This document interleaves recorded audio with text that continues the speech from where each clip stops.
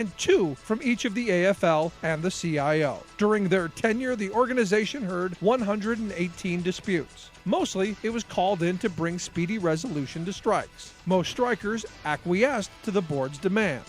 John Lewis of the United Mine Workers was not so quick to comply. He continued to lead strikes in effort to get union recognition for coal mines in the steel industry. In November, when the mediation board would not support a union shop, the miners refused to back down, and the mediation board collapsed. Then, on December 7th, 1941, the day that will live in infamy, the Japanese attacked Pearl Harbor, and the government moved to take an even stronger hand in settling labor disputes. Brought to you by the Illinois Labor History Society and The Rick Smith Show.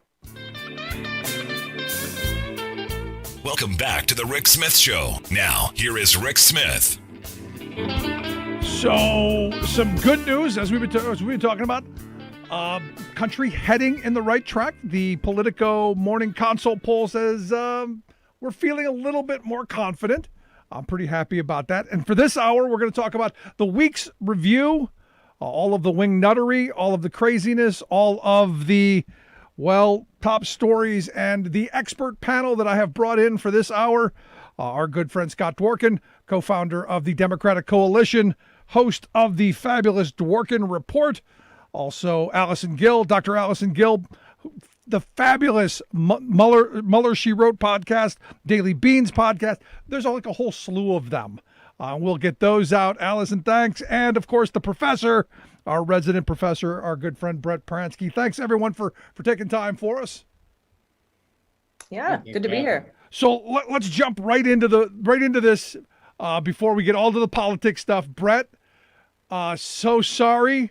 Like everyone here is from Ohio, so everyone, so sorry. The number 2 Buckeyes down to the number 15 Oral Roberts in the March Madness. So sad, so sad. Yeah, I you know what? I would comment on it, but I'm not allowed to cuss on your show. All right, then that's it. We feel sorry for you. I'm so sorry. Let's get to the big stories. The morning consult Politico poll out. 55% of us say on the right track. 45% say wrong track. That's way up from the January 16th GOP picnic insurrection riot of 18% on the right track. Allison, let's start with you. As a country, we on the right track? Yeah, I think so. And I mean, always wary of polls. I know we all are. However, Ipsos, ABC, Morning Consult, all of the approval ratings of this president have already far exceeded any goal ever hit by the former guy. The way the country is responding to the American Rescue Plan is extremely positive.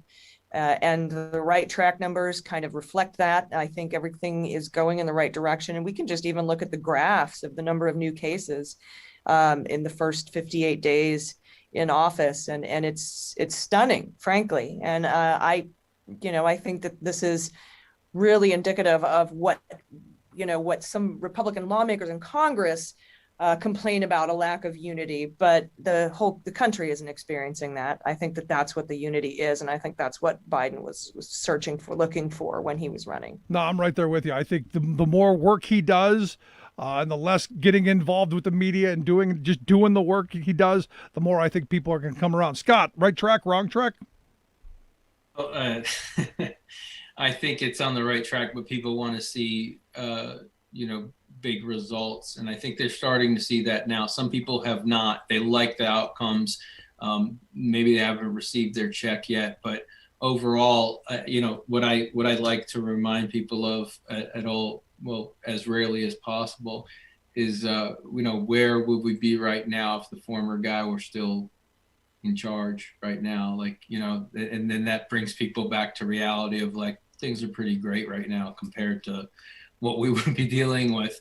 There's still room to grow, and there's still a lot of things that need to get done. And there's a lot of analysis and investigations going into different things that, they're already getting questions about, what's going on at the border, what's going on with kids being in prison.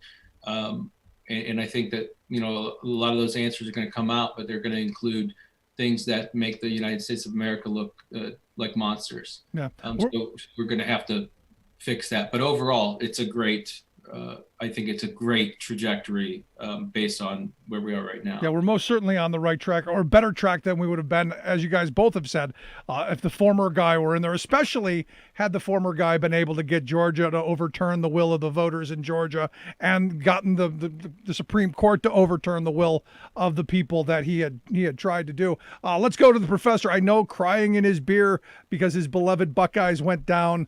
The beloved number 2 seed in the NCAA tournament down. Brett, how are you going to get up from this? Oh, I tell you what, I wear the hat here on the show because we represent when we win and we represent when we lose. That's just what we do. We're Buckeyes. But I kind of share the sentiment in the room about, right track, wrong track. I mean, I think if the numbers were, if the polls were put out again today, that number would be even higher. I mean, we're just today going to hit 100 million vaccinations, which was something we were hoping to hit in the first 100 days of the administration. And even when we first put out that number, that 100 million doses in the first 100 days, people were looking at that number like it was pie in the sky. Like there was, wow, that's a really tough number to hit. I don't know how we're going to do it. And what did we do? We hit it in 58 days. We hit it in just over half the expected time. It's an incredible achievement.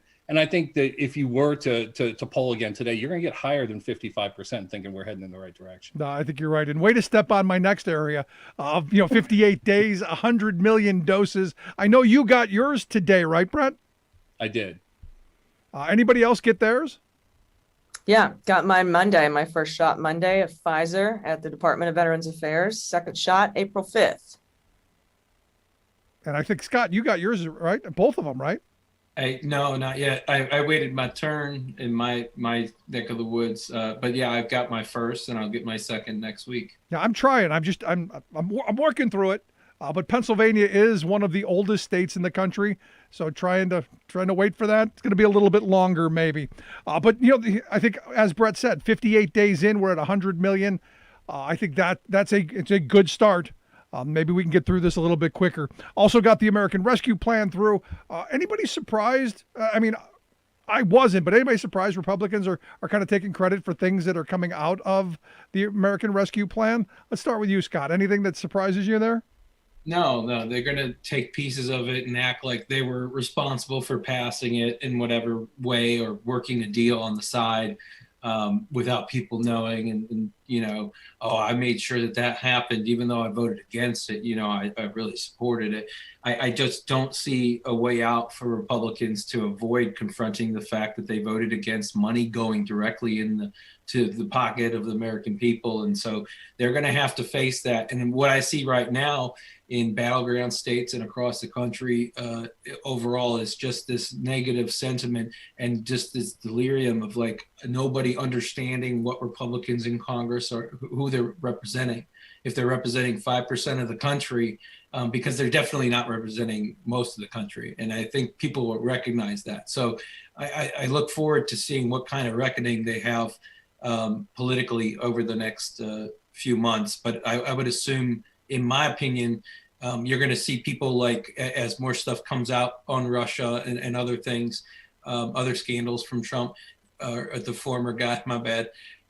As you see these things come out, I think that it's going to be a wake-up call for the Republican Party, and they're going to have people like Kinzinger, Cheney, and Mitt Romney take over the party. Yeah, I find it amazing that someone like Roger Wicker is going to come out and go, "Hey, here's all this money for restaurants," when he voted against it, and other ones. Yeah. Again, not surprising. But Allison, you know as well as anyone, this is who they are. They're going to stab you in the back and then take credit for doing something positive for you.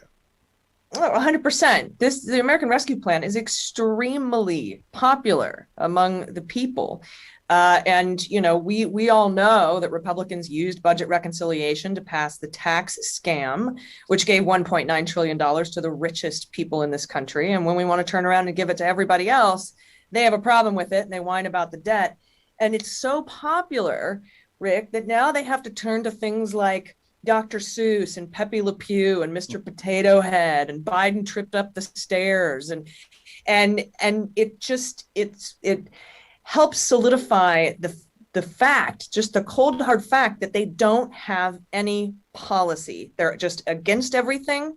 Then they shift to identity politics, talk about a crisis at the border, which doesn't exist because, I mean, this is just cyclical, seasonal influx of the same old thing we've been seeing for the last 6, 7, 8, 9 years. Yeah. And so it's just they try to pivot and turn and then to try to take credit for the good parts of this bill. And it's typical. They just lie to their constituency who believe them. No, it's amazing. It's amazing that they really don't have a policy. And I go back to the 2020 election where they didn't even bother coming out with a platform. They just said, whatever the former guy wants, we're okay with. I mean, it's just amazing to me. Did anybody get their? I got my money. Did anybody get theirs? Not eligible. So no. Wow. Okay. Yeah, I did. All right. So I'm very eligible here. if anybody doesn't want it, because this is the part that gets me. There were a bunch of people who emailed me and go, this is a waste of money. We shouldn't be doing this. And I said, you can always send it to me or somebody else who needs it. You don't have to take it. And speaking of don't have to take it, I got to go to you, Brett, because Ohio, your Attorney General, David Yost, is out there suing the Biden administration because evidently Ohio wants to take that money and give it away in tax breaks. Yeah, which is absolutely astonishing. And while he's kind of leading the charge, I think there were, would you say, was it 21 or 22? Yeah, state attorneys general who are all part of this. And the idea is they want to, defund certain projects and then use the federal money to fund those, and then take the money that they steal from these programs and give it to the rich in tax cuts, which is pretty on brand, I suppose, for the Republicans, especially, here in Ohio where our brand of republicanism is particularly insane. But I don't find it surprising, but just the boldness of it, the fact that they do these things and then it gets coverage and they still do it. There are no apologies for it. They don't seem to, they have absolutely zero shame. It's absolutely mind-blowing. No, but it's what they've been doing for at least most of my life. The federal government will give block grants to help low-income children, and they'll just defund what the state was paying and hand that money out in tax cuts for big business, and kids don't get any better off. So I'm glad that the Biden folks and the Democrats put in there, you cannot cut taxes and take this money. Good for them. To me, it's a great thing. I want to get your guys' thoughts on the other part of this. We got the American Rescue Plan passed through.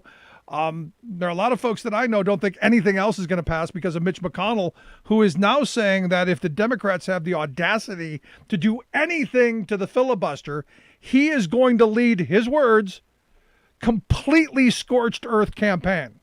Completely scorched earth. So my question is, how is that different from what he's been doing for the last 20 years? Allison, let's go to you first. How is that any different? Is it that he was doing total scorched earth, and this would be complete scorched earth?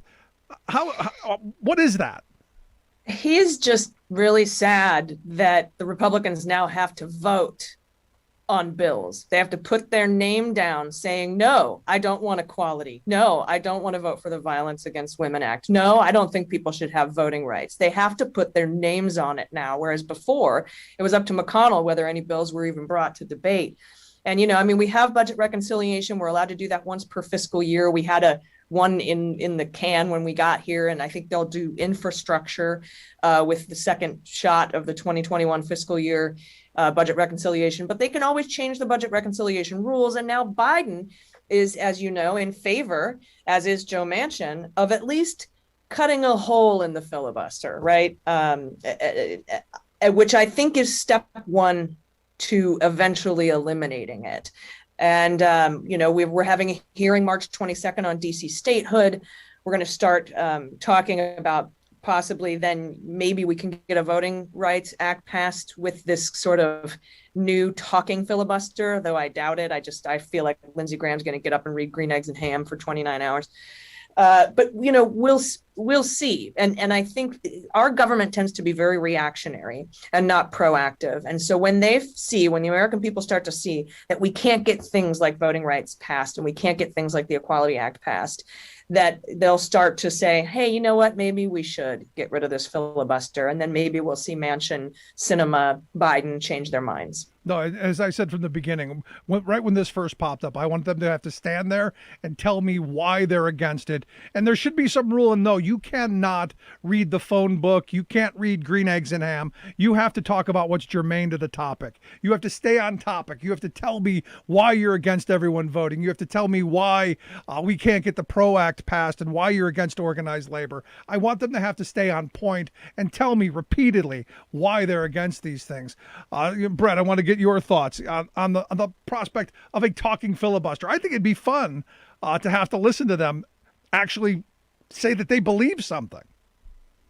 Yeah, I absolutely agree, and I think it would be really important, because I think that most people out there who know what the word filibuster means, they don't actually understand the process of what happens when it's used. I think most people assume that this kind of talking process is what we have now. And kind of assume that that's the system that is out there. And the fact that we can just kind of filibuster in private or in secret, or just, by raising our hand and saying, hey, I filibuster this, I don't think that's what the American people think it is. And I don't think that's a form that, if they were really informed about it, that they would support. So this idea of going to a talking filibuster, or even eliminating it entirely, I think would be much more popular with the American people if they were informed as to what the current process is. No, I'm with you. And look, I think they should have to get up there and stay on point. This just letting things just die or sit on McConnell's desk or on someone's desk. Whatever. Do you remember back a couple of years ago, they were screaming about up or down votes? Whatever happened to that? I want an up or down vote. Scott, your thoughts? Yeah, I'd say that all this arcane, like acting like there's some kind of, like this is an old football club or soccer club, like it's got some kind of pageantry to it. Like people are like, oh, the filibuster, I held you dear to my heart. No one cares. No one cares about what the filibuster, like no one cares about a rule that's used as a fake kind of blockade. Like, oh, well, I don't know, like, churches are standing in the way of gay people getting married. I don't know if we can help with like making laws around that. I mean, it's a cop out. It's a blame game. It's just used as a tool to distract. And then people wonder like, oh, filibuster, fancy, like, oh, that must be important. That's a big rule, but it's just a rule, and it's meant to be removed. It didn't exist for this, and this is abuse of power. We need to look at every single thing that Republicans used to stall and prevent the American people from progressing overall, and we need to go after it as if it's McConnell jamming through judges, and we need to stop towing around and acting like we don't know where we are, and let's just kind of get our footing, do your job, do the work, and get it done. We're sick of it with our own party included. You know what you're doing. There's one thing of uniting, which is unite with us because we know we're on a path that's right. And then there's also the part of the fact that we're just not going to do that.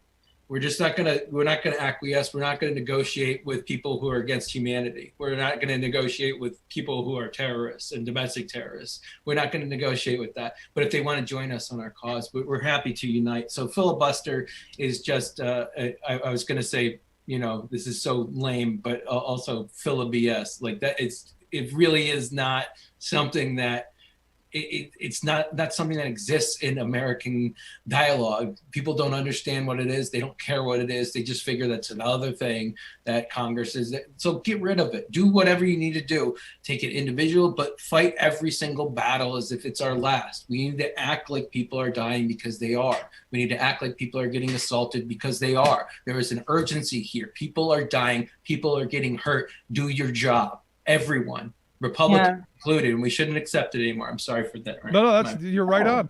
Everybody in favor. Rick, Yep, go ahead. Sorry to interrupt. I just wanted to talk just a second about something that the good professor said about an educated electorate, about what the filibuster is. I mean, how many years now, how many decades have we heard that the American people, the number one thing that they're angry about and the reason Congress gets such low approval ratings is that they can't get anything done. The gridlock in Congress. How many of them realize that it is the filibuster that is causing that gridlock? And so I just kind of wanted to say that, I'm 100% with you on the fact that if the electorate were educated on what the filibuster was and that is what is preventing anything from getting done in Washington, they would have very different feelings about it. No, I'm right there with you. Everybody's in favor of getting rid of the filibuster, right? Sure. As it is, or do we have to have a talking filibuster? Because I want a talking filibuster. I do. I think if you want to stop something, you should have to hold the floor, and everything should have to stop. I think it's a process. I'm in favor of a process, starting with the talking filibuster and then DC statehood, shoring up.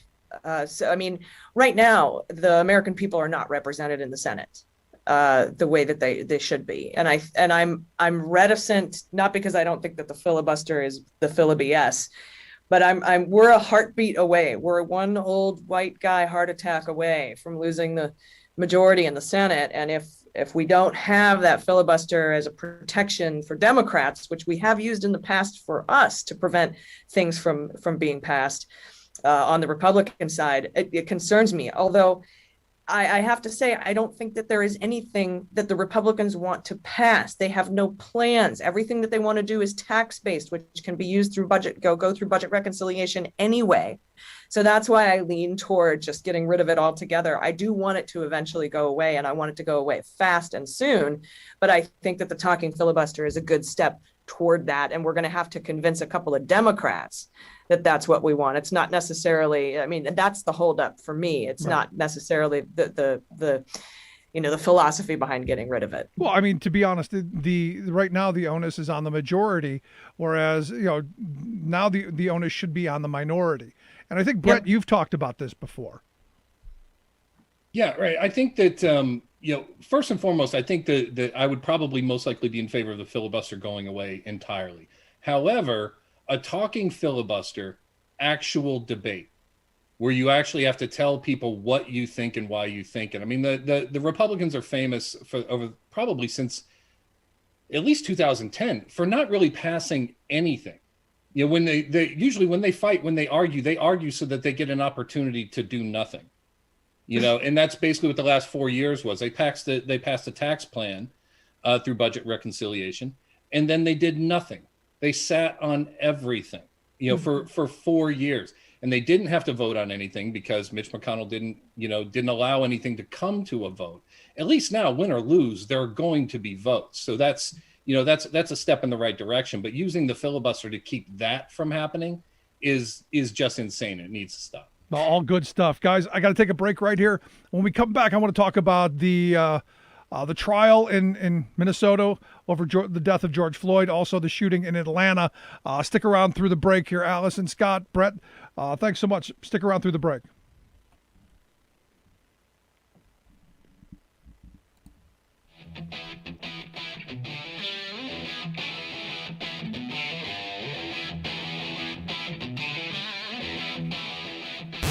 Saving work in America, one show at a time. The Rick Smith Show.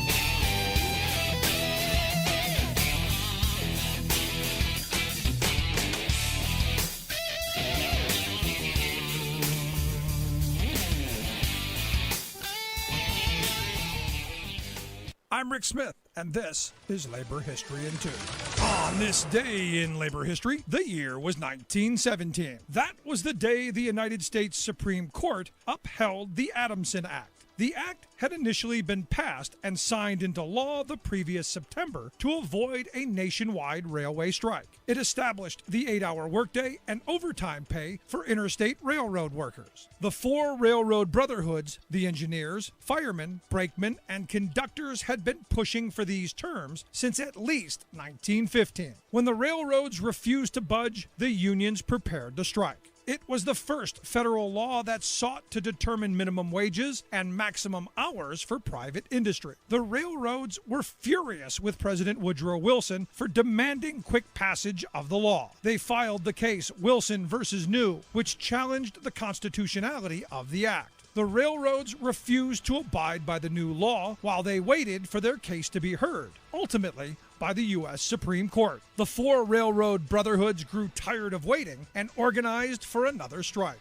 The court rejected the railroads' claim and upheld the act. President Wilson had hoped to ensure labor peace as the United States was on the cusp of entering World War I. Seen as a powerful victory for the unions, the railway employees pressed for similar demands.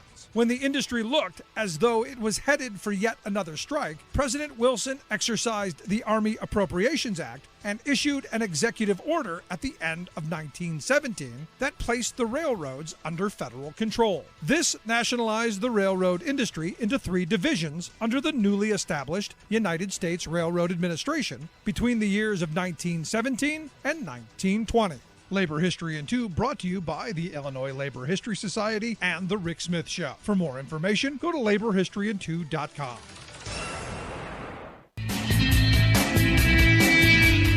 Welcome back to the Rick Smith Show. Now, here is Rick Smith. So in Minneapolis, the trial looks like it's going to go forward of this Derek Chauvin, the guy who had his knee on the back of George Floyd's neck for, 9 minutes? Until it killed him. That trial, I guess, is set to begin on March the 29th. No delay, no change of venue, none of that stuff. And here to talk about this issue of the week, our expert panel, Dr. Allison Gill of the wonderful Mueller, She Wrote podcast and Daily Beans, our good friend Scott Dworkin, host of the fabulous Dworkin Report and co-founder of the Democratic Coalition, and the professor, our own Brett Pransky. Thanks for sticking around through the break. Let's talk about this. Should this trial have been moved? Should it have been delayed because of the settlement? $27 million to George Floyd's family. Let's go with you, Scott. Should this have been delayed or moved, do you think? No. I think that it's not going to make a difference if it were to be moved or delayed. And I don't think that the pool of people who are going to be that are going to be influenced a different way if it's a different venue, because this was something that was on an international scale and not just something that was localized. And so the outrage is real everywhere, because it was a grotesque murder that was done while he was wearing a uniform. And so I think confronting this head on, the sooner the better, because justice shouldn't wait. It should happen swiftly, and not stalling tactics shouldn't be accepted by anyone involved with the trial on both sides. Yeah, Allison, your thoughts? It was a BS request, the change of venue, delay in trial. It was basically, if you've seen the movie Liar, Liar, when he says objection and the judge goes, what for? On what grounds? He says, because it's devastating to my case. Here we have a lawyer who, there was a $27 million settlement awarded. Do you know why? Because the Chauvin murdered George Floyd. That's not an unfact. That shouldn't be separated from all of this. If it taints a jury, you can't taint a jury with facts. It's ridiculous. And to want to change the venue, delay the trial because, we lost a really important case on the civil side because, my client murdered George Floyd isn't an argument. And I'm glad they're moving forward with it. I'm glad we have opening arguments March 29th. And I'm glad that they brought back the third degree murder charge through the appellate court that was being argued because of the Noor case, which, we had gone over on our podcast multiple times. Look, they have decided that third degree murder isn't just arbitrary. It can happen to one person and not a bunch of people. And so they brought it back into the case. And now that's going to give the jury more options. I think it's second degree murder, and I think they have a really good case for that. But now they can consider all of those different options as well. And Chauvin's lawyers hate that. And that's too bad. You shouldn't have murdered George Floyd. No, it's an excellent point. Your thoughts, Brett? Yeah, I agree. I don't. I see most of this as kind of a stunt, especially the change of venue. when you ask for change of venue, you imply that there's some place in the universe where you could get a more fair trial than that, which would imply that you think you can go somewhere where people didn't hear about the case ahead of time, which is a place that simply doesn't exist. You couldn't have this trial overseas and find a place where people don't know this issue and know what was going on and don't know that video and haven't seen it. So, I just don't see any reason for the request. I mean, I know it's pretty standard that they do this kind of thing, in many, if not most of these cases, but it was never going to happen. Yeah. Anybody else find it interesting that they decided to settle this in the middle of this trial, the beginning of this trial, though?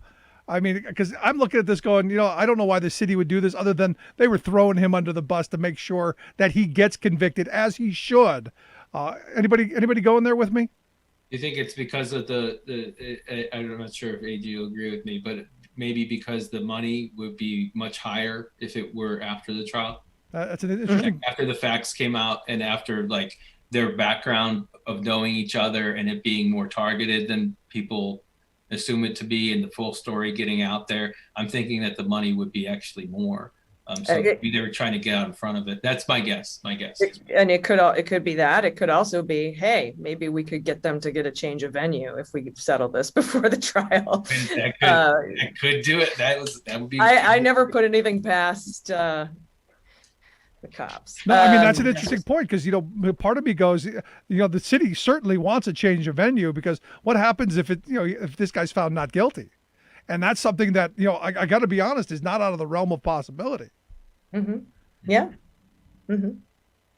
Yeah. I think they took all those things into consideration. I mean, why, for that reason, why didn't they keep the settlement sealed until after the trial? You can do that. Yeah. So or even like just the details of the settlement, like if they were like, okay, we'll do this. I'm sure that, their attorney was like, no, like that's an absolute no-go. We get to say the amount or whatever. But like, it just seems like they wanted to get that over with so that it's just shocking and in all the ways that we're not shocked, but it's kind of grotesque how they're playing it and they're playing games and people should just be transparent and clear with the public and honest. And it's really not that hard to do that because it's not hard to tell the truth because you just talk, so like, it's just confusing to me. And the truth comes out eventually. And that's why you have the right to remain silent. As my grandfather always said, if you're messing up, make sure you're the only one who knows it because you've only got about a 50% chance of getting ratted out. You tell somebody else, it's over, but only half the time you're going to rat yourself out. And This is one of those things. Do you think Chauvin takes the stand? Anybody?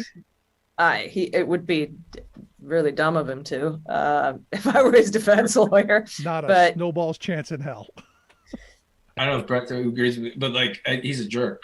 Like he's not a nice person. Like overall, even putting this aside, which you can't really anymore, but like, he's not appealing. He's not a person that I think anyone will feel, kind of guilty for. It would be a terrible witness, and he would be absolutely obliterated by the prosecution. That's my again. I would physically tackle him on the way to the stand if I were his defense attorney. Well, Brett, your thought? With that too. I think that if you're going to put someone up there to testify, he has to be able to come off as sympathetic, and I can't see any way that happens. So I don't think there's any way he testifies. Yeah, well, let's talk about the other tragedy this week in Atlanta. There was the shooting.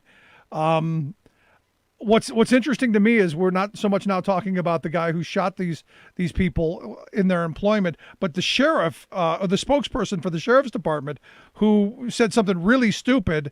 And I want to get your thoughts on what the Captain Jay Baker had to say about this guy having a bad day, and this is what he did. Should he be fired? Should he have to resign? Does this raise to that level? Allison, your thought? Yeah, and he came out and sort of sympathized with the shooter, saying he was having a bad day. He's a sex addict, And then, of course, Cherokee County Sheriff's Department put out a statement saying, oh, Jay Baker was just having a really bad day. That's why he was saying those things. I'm not kidding. I know. And, now we've got, this evidence that he's former Blackwater. Those are the people who massacred 17 Iraqi civilians, and Trump pardoned several of those war criminals. I don't think that Baker specifically had anything to do with that, but that is the outfit that he was associated with. And then, of course, he was selling anti-Asian American racist T-shirts on Facebook, calling the coronavirus for a courtesy of China, like CHY-NA, the way Trump says it. And he was slinging those T-shirts. And he's been removed from the case. I think he should be removed from duty. Now, this is the police you're talking about. This is the captain of the police department. This is not the cretin with the neck, whatever the hell that is. We're talking about the captain, right? Yeah, Jay Baker, right. I'm talking about the actual spokesperson on this case that was answering questions, taking what the gunman said and putting it out as a statement from the police. I mean, how many times have you ever asked anybody if they were racist and they went, oh, yeah. It's absolutely infuriating, stunning, ridiculous. I'm glad he was removed from the case. I think he should be removed from his job. Scott, your thoughts? I mean, we kind of have to, when someone, what is it? When someone shows you who they are, believe them. Yeah, the Maya Angelou quote. Like, it's kind of clear this is the tip of the iceberg with this guy. Like, it's all there's going to be more that comes out. So I'm sure that he's trying to become the next Arpaio or some crazy. I don't know what he's going to try and do. Yeah, but here's next. the thing, Scott, and this is the thing that where my mind is at. We're talking about this captain. We're not talking about this cretin who went in and murdered people. We've completely changed the topic. And Brett, this is what we do, isn't it? We're not talking about this this kid with the weird whatever he had around his neck.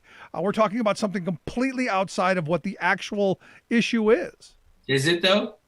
Is it? I don't know. We're talking about I find it intertwined because he is part of the reason why that shooter exists. He's part of what it embodies that hate and that syndrome, and he's part of everything that's gone wrong.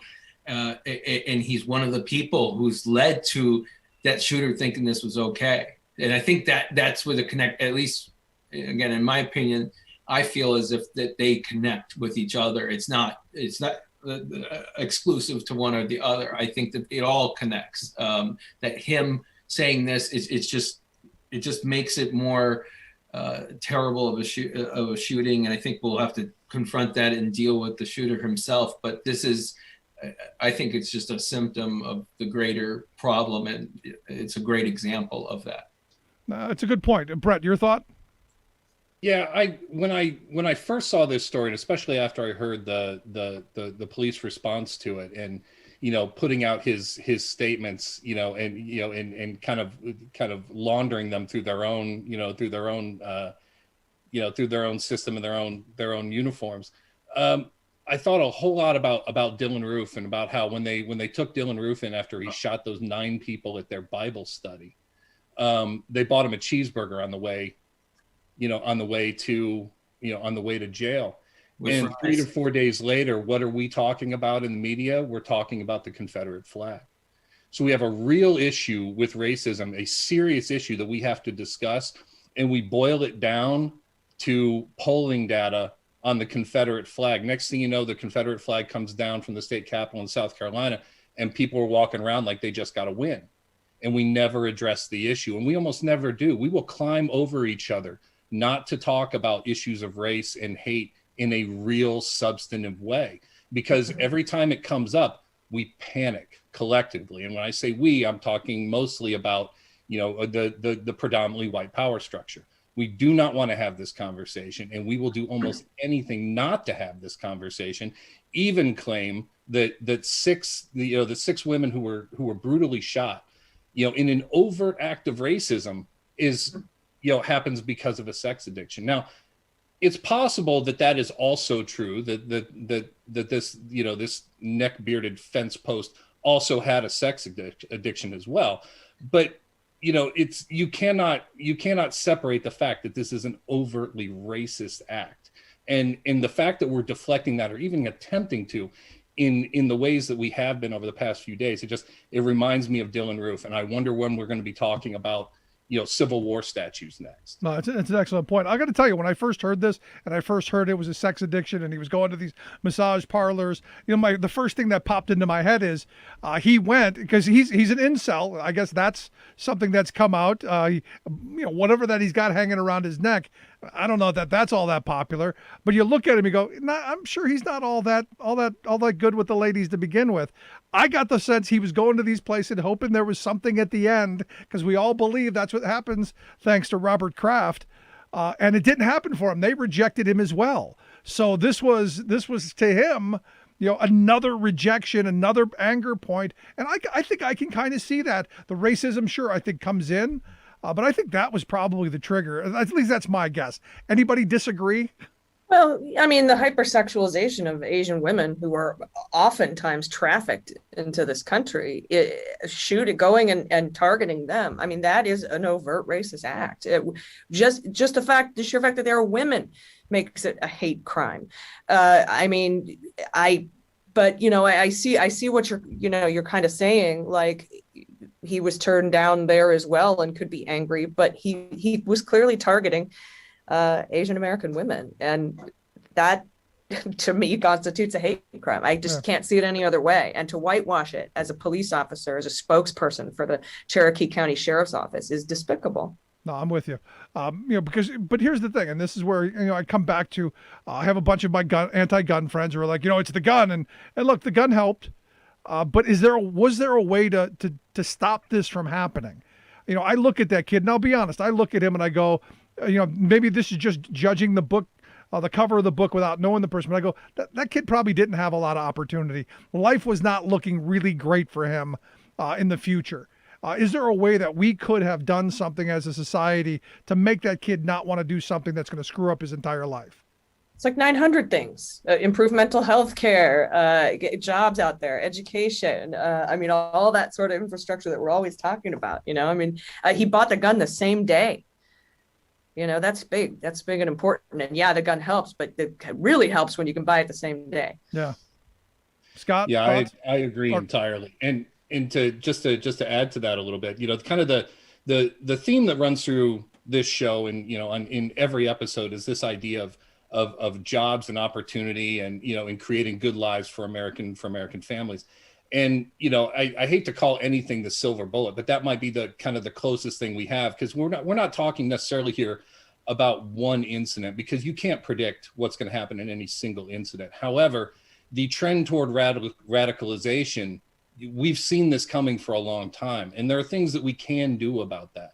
And I'll tell you this, if we are out there taking care of the American people, creating good jobs, doing the things that we're supposed to do, then that kid, who did this horrible thing, all right, is probably looking at a better future before he decides to do that horrible thing, or before he decides to go to that place where he is radicalized.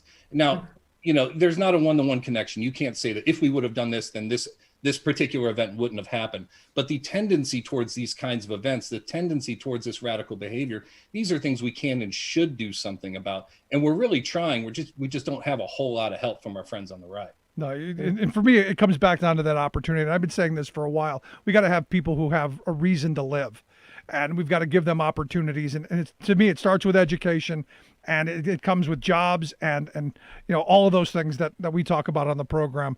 To maybe catch this kid early and get the mental health that they need.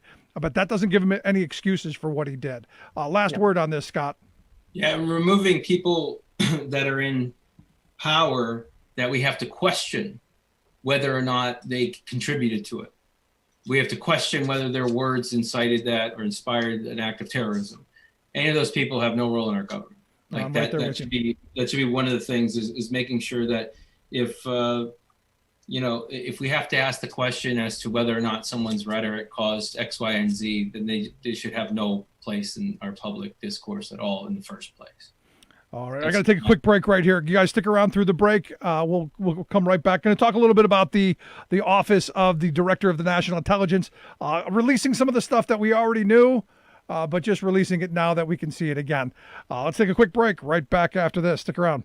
You're listening to the Rick Smith Show.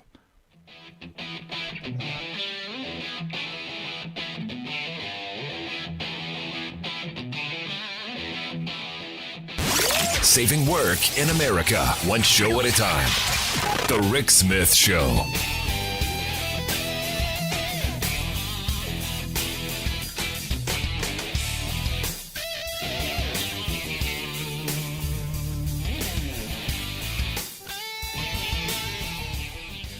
I'm Rick Smith, and this is Labor History in 2. On this day in labor history, the year was 1834. That was the day that 6 Englishmen, who would become known as the Toll Puddle Martyrs, were sentenced to 7 years transportation to the penal colony of Australia. Their crime? Forming a union. The men were farm laborers who had seen their wages cut 3 times in 3 years. They began to meet to discuss forming a union, sometimes holding their gatherings under a large sycamore tree. It had recently become legal for English workers to join trade unions. But many government officials had little interest in working people banding together. The magistrates, working on behalf of the landowners, accused the union leaders of violating an obscure law against taking a secret oath. The defendants were sentenced to the brutal passage to the Australia colony for the so-called crime of pledging their solidarity to their union brothers. Few prisoners ever returned from a sentence to Australia. The judge presiding over the case called the punishment, quote, an example and a warning. Learning of his sentence, one of the convicted men wrote the lyrics of a popular Union song on a piece of paper. We raise the watchword liberty. We will be free. Public outrage over the harsh sentence quickly grew. 800,000 signed a petition demanding the return of the 6 union leaders. The organized protest garnered results. After serving 3 years of their sentences, the exiled Union men were granted free passage home. The sycamore tree that sheltered their meetings became a symbol of the trade union movement in England. Every July, thousands of people attend the Toll Pool Martyrs Festival to celebrate trade unionism and to remember the sacrifices of the 6 farm workers.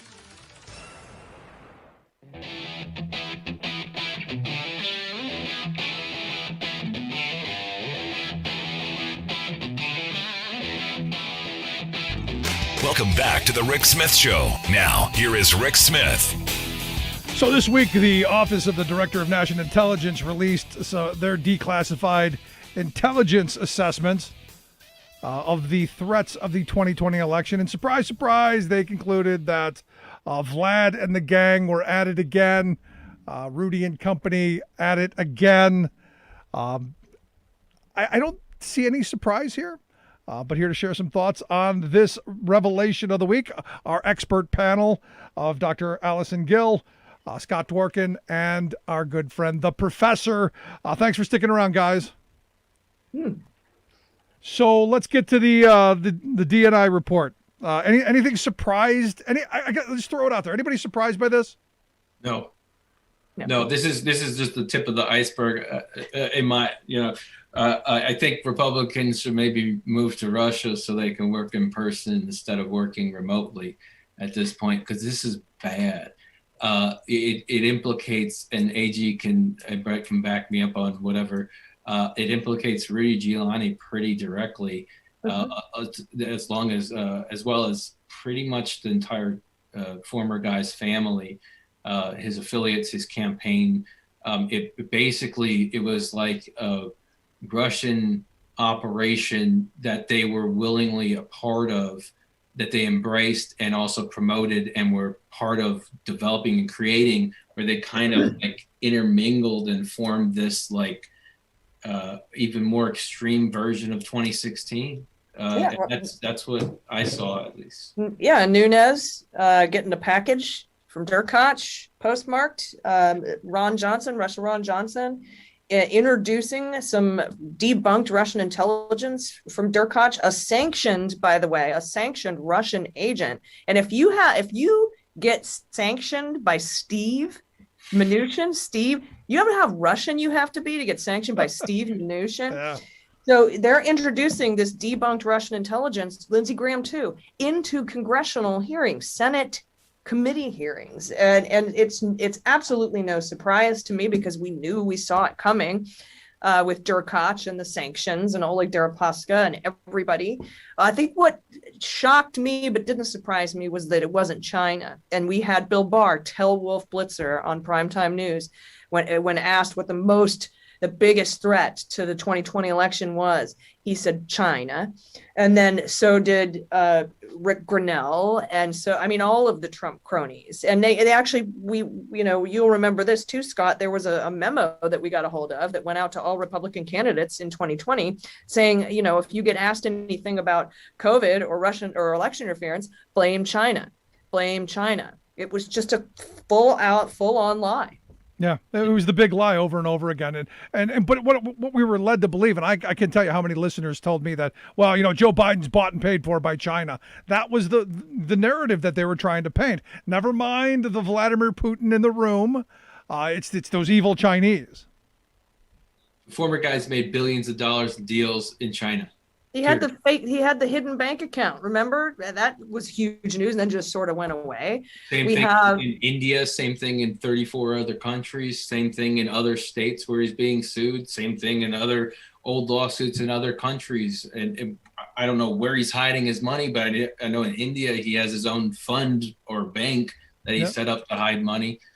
Russia is the tip of that iceberg, but I will say, I'm excited as to what's come, because the truth is going to come this year. That is the hope. But the thing is, Trump actually paid more taxes to China than he did here in the U.S. So that could be part of the hatred. He had to pay some taxes. Yeah, possibly. So I look at this, and isn't this old news though? Because I seem to remember that we've been talking about this stuff for a very long time. It just seems like old news to me. We've been under attack.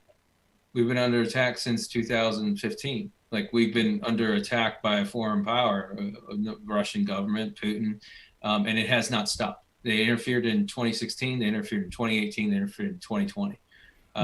They're advancing their operations, they're advancing their hold on people, and AG was right. Like, they're developing documents, federal documents in the Senate and the House. They're using the tools within Congress to create Russian propaganda that hurts the United States and helps us in no way whatsoever. And so at some point you have to start questioning, like, okay, what really went on? And also keep in mind that me and AG are some of the loudest about this topic in world history, like some of the loudest in the world about this. And if we were wrong about this, I don't think that we would have like computers in front. We would be in deep trouble, because it would be making up lies about people that destroy them, when in reality, they obviously are involved in some terrible way, because it's. I'll just look forward to people getting arrested, which I think is going to happen once Attorney General Merrick Garland gets his footing. No, I hope you're right. But in talking about people losing everything, I look at all of the lawsuits that are coming out against Giuliani and that clan who are out there spreading lies. And to highlight your point that if you were wrong, they'd be suing you to no end. But I see all these billion-dollar lawsuits against Giuliani and company, and I'm going, maybe there might be some justice. Any chance out of this report that anybody sees jail time? I don't know about this report specifically. I mean, we kind of knew this. The investigations were already ongoing into Rudy Giuliani. He's under criminal investigation for his association with Derkach and Firtash. For election interference and FARA violations. I mean, he has been, and now that we've got a new attorney general, I think we will start seeing those indictments for Rudy Giuliani coming out specifically about this particular escapade, and then probably many additional things, including fraud guarantee and his peddling of bad business practices of the Foreign Business Act over there in Ukraine while he was there with his buddy Rick Perry. We'll see. I think we will I think we will. Is my long answer. Now, the national these intelligence communities now have also come out this week and said because of all the election fraud claims, their fear is that there's going to be an increase in domestic terrorism. Meaning white guys with guns and the explosives that they've been hoarding for the last several years because we've been doing prepper TV shows. It's going to get really interesting the next couple of years. Anybody disagree with that? No, and the FBI put out a bulletin said we're also going to see extreme social media meddling from Russia in the next 12 to 18 months as well. In a way that we have never seen before. Keep in mind, they're going to be creative because we're on to everything. But synthesized social media. Being even, yeah, exactly. So you'll see us point out that some people in the resistance are not real. They've acclimated to us.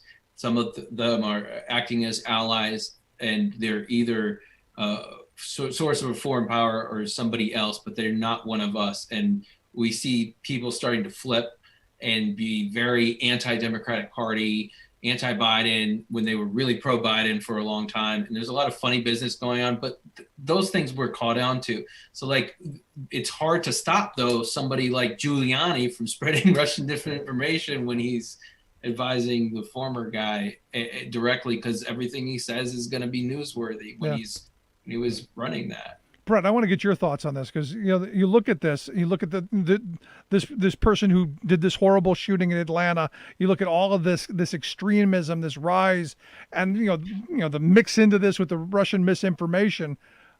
This is where this stuff comes to a head because of our divisions on race and class and gender and all of these things, isn't it?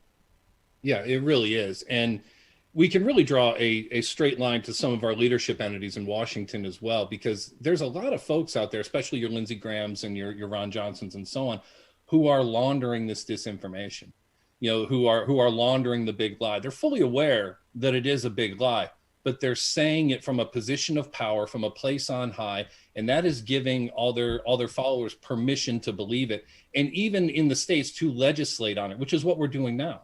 We're going after voting rights in every state, and we're literally legislating the lie.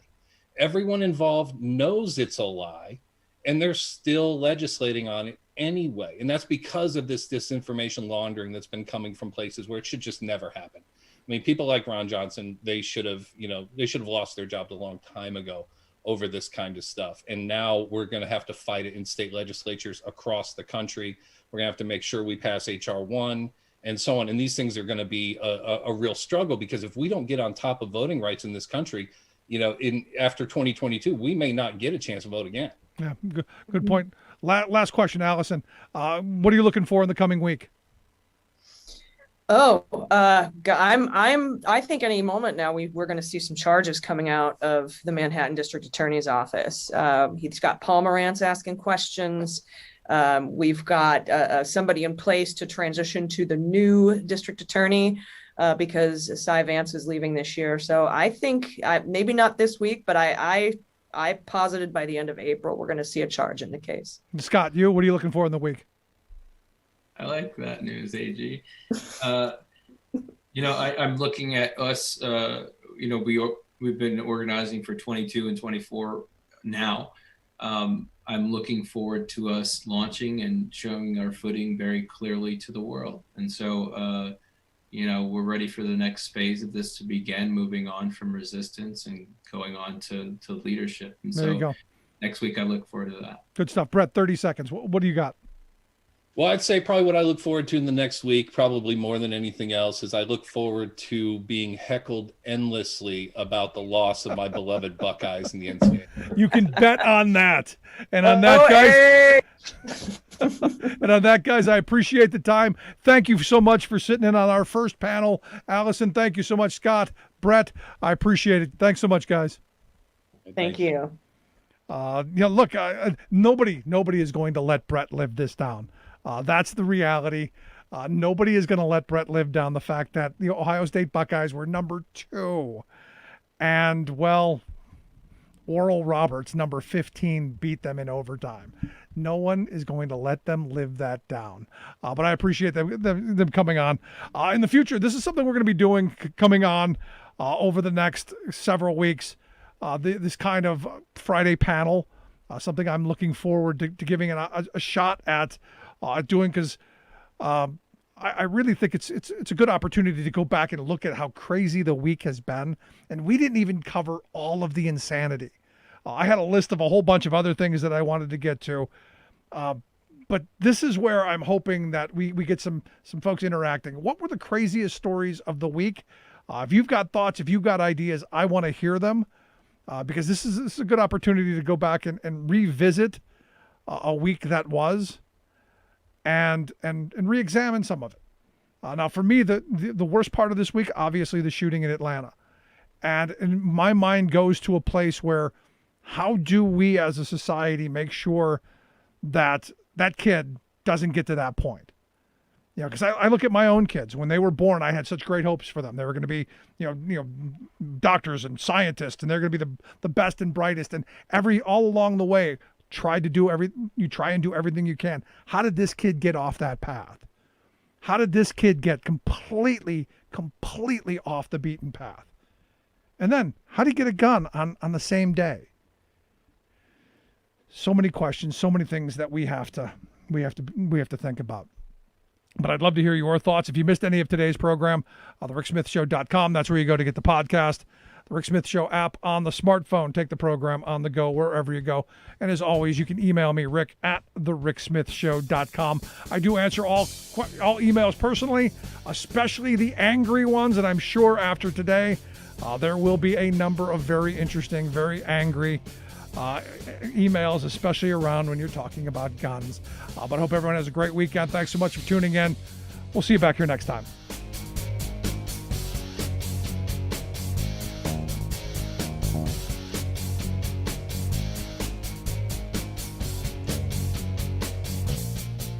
Until next time, this has been The Rick Smith Show, where working people come to talk.